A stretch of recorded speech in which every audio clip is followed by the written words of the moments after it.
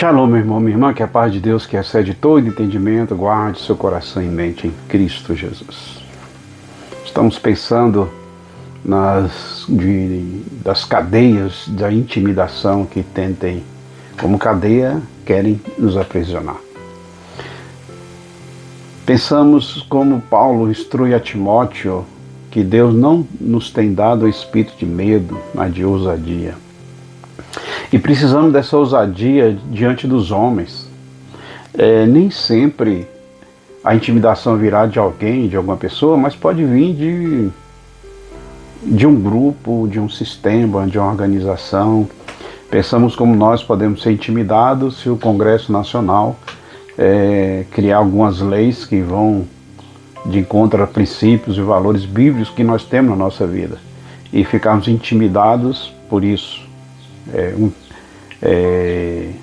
Texto bíblico de Atos, capítulo 5, versículo 29, os apóstolos estavam enfrentando um grupo, uma organização que estava querendo intimidá-los. Atos 5, 39, 29 diz assim: porém, respondendo Pedro e os apóstolos disseram, mais importa obedecer a Deus do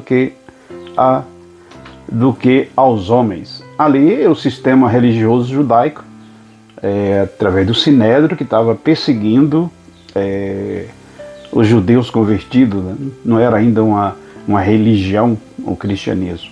No Império Romano não se permitia que tivesse mais de uma religião.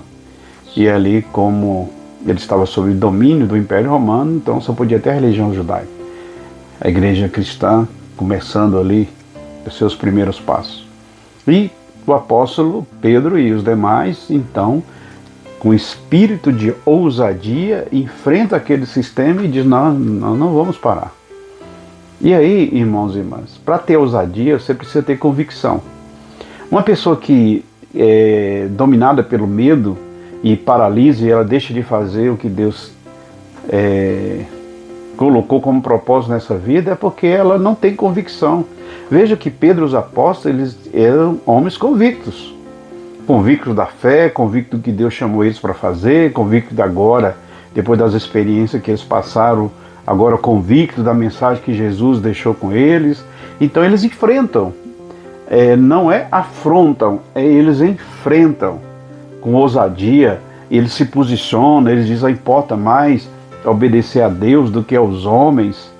Então esse espírito de ousadia, de enfrentar. E veja que a ousadia é para quem é convicto. Uma pessoa que não está convicta, provavelmente ela vai se acovardar diante de intimidações e deixar de cumprir o que Deus tem para a vida dela. Eles colocaram a obediência acima da aprovação. E alguém diz assim, não fale mais, vocês foram presos, vocês foram açoitados, então não fale mais sobre isso. Na realidade, as autoridades judaicas tinham até orientado ele para que eles parassem de falar. Vamos pensar assim, que amigos próximos, parentes, olha, não fale mais. Irmãos, a ousadia vem da convicção, a ousadia vem da obediência. Por isso que eles se posicionaram, importa obedecer a Deus e não aos homens. Então eles não estavam querendo aplauso das pessoas, não estavam querendo aceitação das pessoas, eles queriam cumprir a vontade de Deus, a fé obediente ao que Deus tinha mandado eles fazerem, então não importa o que aconteça. E aí, percebe que quem tem ousadia, meu irmão, honra a Deus em todas as coisas. Eles são açoitados, e quando eles saem da prisão, com a recomendação que eles não falassem mais, eles ficam alegres. Eles têm alegria no sofrimento. Eles não ficam de choramingar, de reclamar, de murmurar porque estavam passando por aquilo. Não, eles glorificam a Deus, ficam alegres por estarem sofrendo por causa de Cristo.